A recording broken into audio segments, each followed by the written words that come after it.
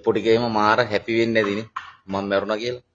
මචං මේ අරගලේ වෙලාවෙත් මේ සෑහෙන්ට කට්ටිය උත්සාහ කරා මරන්න. මේ අපිට මැරෙන්න මචං මේ වෙලාව ආපු මැරෙනවා කවුරුනොත් හරි. හැබැයි තව කල් තියෙනවා. මොකද මේ අපිට තව වැඩ කොටසක් තියෙනවා අපේ රටේ කරන්න.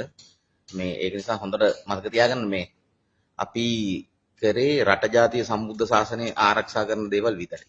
ඉතින් එහාට අපි මේ වෙන දේවල් කරන්න ගිහිල්ලා නැහැ. ඉතින් ඒක නිසා මේ අපිට තව ආයුෂ තියෙනවා දෙයියනේ කියලා. ඉතින් ඒක නිසා මේ ඒ ආතල් ගත්ත අයට ආතල් එකේම ඉන්න කෙනා අපි නම් ඕව ගණන් ගන්න ඉන්න මොකද ඔයිට කරුණු ගොඩක් දේවල් දැම්ම. ඉතින් ඒ නිසා සාමාන්‍ය දේවල්.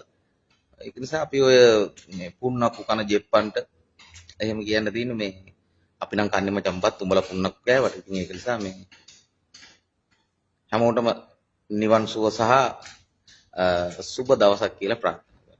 හැමෝටම නිර්වාණ සුවය ලැබෙන්න. අපිට කොහොමද ඉතින් නිවන් සුව තමයි ලැබෙන්නේ. මොකද අපි අනවශ්‍ය දේවල් කරලා නැති නිසා අපිට කොහොමද නිර්වාණ සුවය තමයි අපිට ලැබෙන්නේ. ඒ නිසා අපි බය වෙන්නේ නැහැ නිවන් සුව පැතුවට කවුරු.